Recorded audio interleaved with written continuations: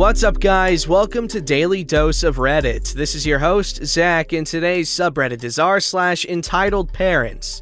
This story's called Update, but the baby! Okay, hopefully this post won't get removed, but I have an update. Since this doesn't fit in just no mother-in-law, I thought I'd post it here. I have an update. Boy, howdy do I have an update. First, quick recap for anyone who didn't read the first go-around, because they can't since it got taken down. My neighbor's mother-in-law told me her daughter was expecting a stork delivery next year and demanded that I either get rid of my cats or she'll get rid of them for me, and I threatened to bury her if she touched a hair on their fuzzy little heads. It might sound extreme, but you weren't here last summer. On to the update. First of all, I followed the lovely, thoughtful advice of several commenters and talked to the police. Now, I didn't file for a restraining order. What happened was the chief, small town, came into my work for coffee. We have free coffee for on-duty officers, and everyone knows that I clean the machines and make sure the creamers are stocked, and I explained.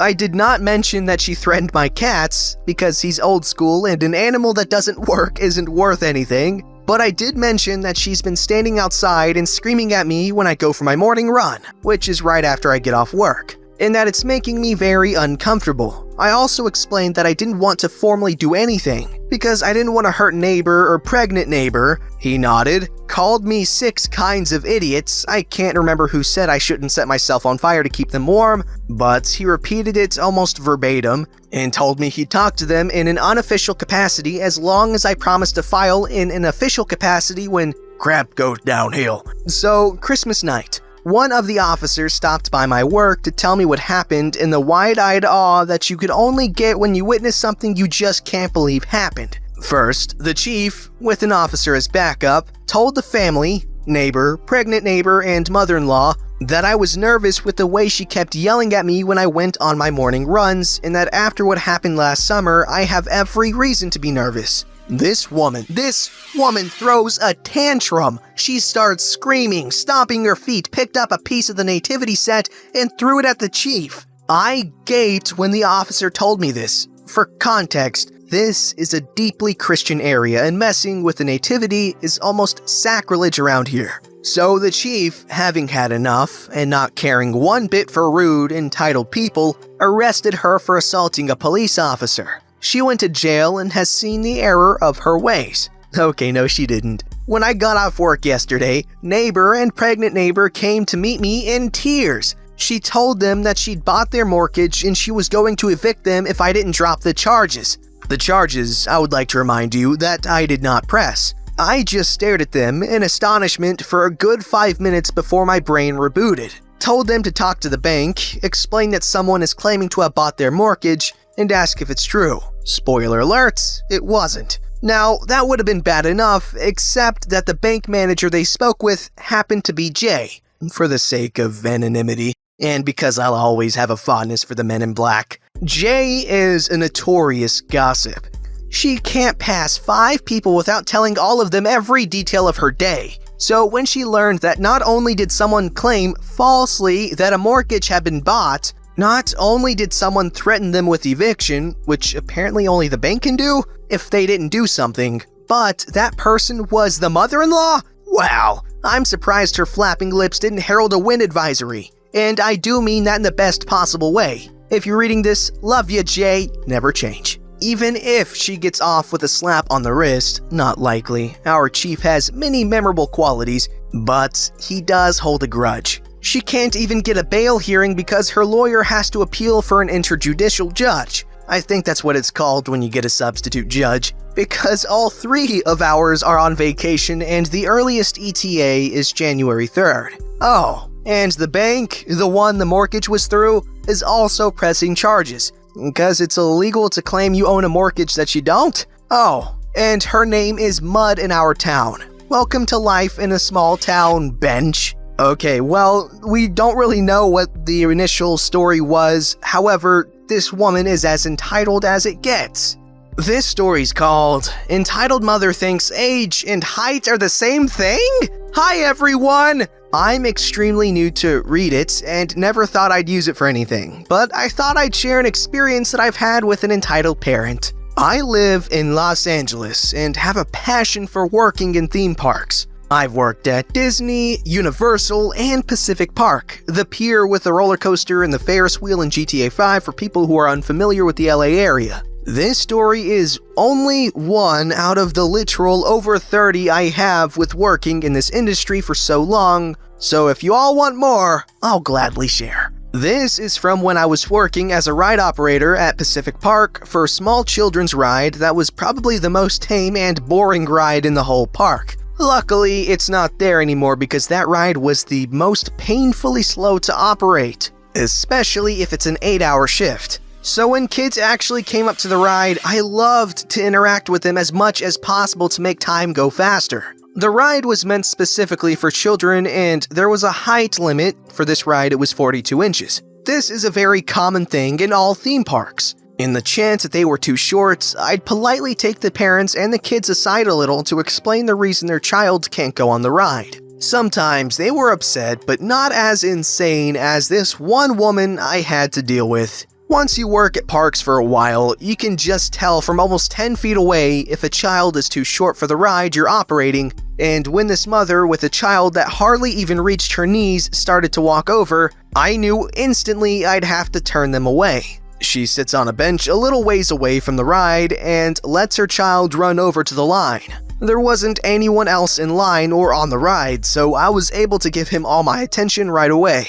I got on my knees to his level and he tried to zip it right past me and open the chain to let himself into the ride. Without touching him, I moved my arms around him and directed him away from it, holding onto the chain so he didn't unhook it as I said, Whoa, hold on there, buddy. I need to make sure you're tall enough to ride, is that okay?" He nodded and gladly pushed his back up against the measuring wall. He was at least 5 inches below the line. I put my line where his head is, asked him to step away to look at it for himself, and show him why he can't ride. After I explain, I can tell he's a little sad. So I said, "But hey, you know what? I'm pretty short for my height right now. At the time, I was 20 and only 4'10". When I was your age, I was all the way down here. I pointed to only a few inches on the measuring wall near the floor. He smiled and laughed. After talking some more, I told him to go let his mom know why he can't ride. He walked over to her, and after talking a bit, she immediately shot a glare my way. I took a deep breath, preparing to use my super nice customer service voice. I smiled happily as she walked over to me, holding her child's arm. Conversation went as follows. "Did you tell my child he can't ride on this?"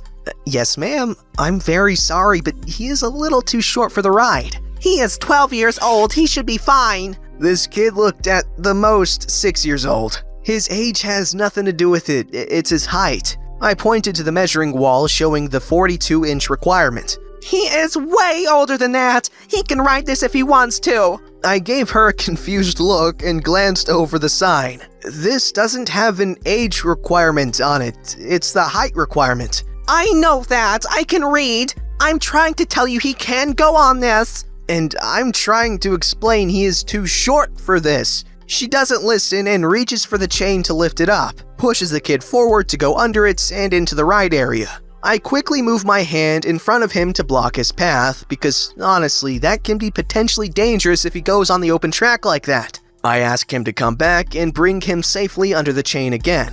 I tell him to stand next to the measuring wall to show her what I'm talking about. See, he needs to be at or above this line for him to ride it. He is almost 5 inches below it. "But I paid for this ride. I paid for him to ride it. He needs to ride it." I'm sorry, he can't." She scoffs at me and grabs her son's arm. "Fine, then what ride can he go on?" Honestly, he won't be able to ride any ride at all. All the children's rides are at 42 inches and they won't let him, just like me. "So you're telling me I wasted my money on this stupid park that my child has been dying to go to his whole life?" I shake my head in sympathy. "I'm sorry." At this point, I was expecting her to say, "Then give me a refund," or even maybe, "Then let me speak to your manager." But she didn't. She just glared at me, picked up her child, and walked off. I thought that was the end, but oh no, it was just getting started. She goes to sit on the bench for a while and waits for about 30 minutes or so. The park was really empty, but there was one family who was hitting up all the children's rides and they came over to me. I get them situated on the ride and everything is going smoothly. I glance over to the entitled mother to see if she was still there, and she wasn't. I felt that was really suspicious, so I looked around more and saw her getting in line for another kid's ride with the same height requirement. Except this time, she was holding the child in her arms to reduce suspicions of him being too short. I quickly opened the little phone box we have at each ride to communicate with other coworkers, and called the ride she was in line for. Unfortunately, I wasn't fast enough and he already let them into the ride so she can buckle him in before answering my call. Once he picked up, I said, "Hey man, I'm really sorry to say this, but the Karen you just let on with that little boy? Yeah, he's not tall enough to get on that. He's like 5 inches under. I know our manager is going to be making rounds soon and I don't want you to get in trouble." He thanked me, told me he'll check, and hung up. I was trying to focus on the ride I was operating and wasn't able to hear what might go down at the other ride at that moment. As my ride ended, I quickly helped the kids off safely and gave my attention back to the other ride. The kid was already buckled into the ride and the entitled mother was standing next to him screaming at my coworker. This is where I started listening. That's bull crap. That doesn't mean anything. My baby's 9 years old. He's old enough to do whatever he wants. I know. I'm just asking to see his height before you can safely let him ride. I don't care. It's his birthday. Just let him ride the ride or else I'm going to fire you. My coworker was doing his best to try to calm her down and explain more than he already explained. So I decided to call my manager over before they could to make things easier on my coworker. As I'm doing this, she glances over to me and gasps, You're calling security on me? I can't believe this. My coworker gives me a thankful look, and I just calmly explain the situation to my manager as quickly as possible. We hang up, and I continue listening to the entitled mother yell and scream at my poor coworker. We aren't leaving. I paid to be here. She was yelling this as my manager came over to help them. "What's the problem, ma'am?" Your disrespectful employees are kicking my baby out of this ride. He doesn't meet the height requirement by almost 5 inches. That's not true. He's 10 years old. Oh, okay, well, can I see if he's too short? And if he really is over the height, then he can ride the ride.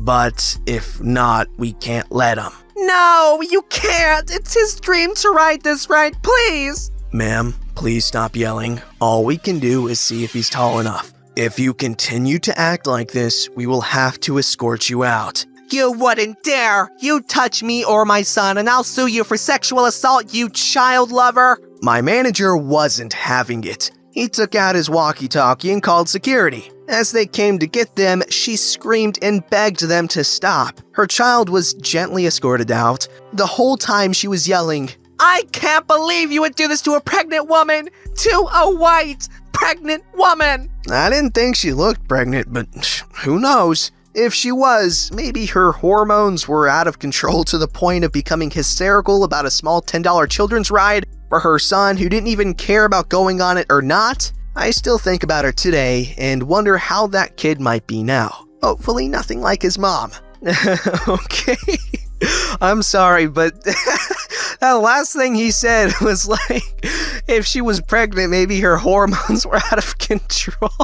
You don't say crap like that, dude. That's like when those dudes, those sleazy guys on TV or something, they're like, oh, we can't have a woman president. They're like, their hormones.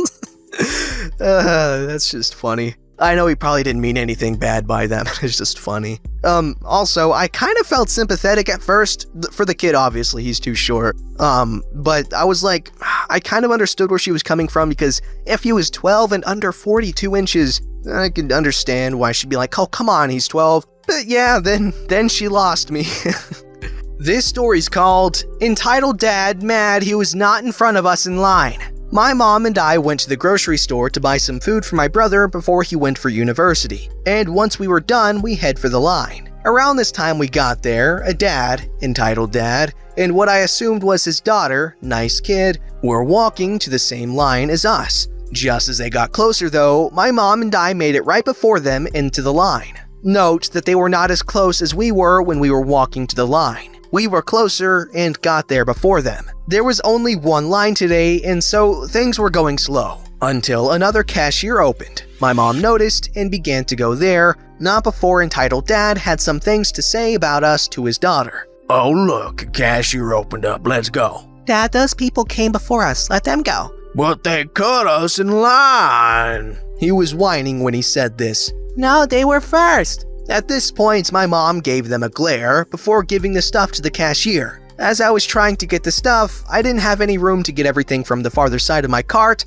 since we were squished into the 2 cashier tills. We asked entitled dad and nice kid to move their cart away so we can move our cart out and I can get the remaining groceries. But entitled dad just rudely said no, and nice kid tried to convince her dad to just move a little. So I managed to squeeze through the cashier tills to get to the remaining items. As I was packing the groceries, I can just hear the entitled dad complain about us taking up the whole damn area to pack groceries, even though I stayed on the side to put everything away. Oh, come on. You know what? At least try not to act like you're having a Freaky Friday situation. Jeez.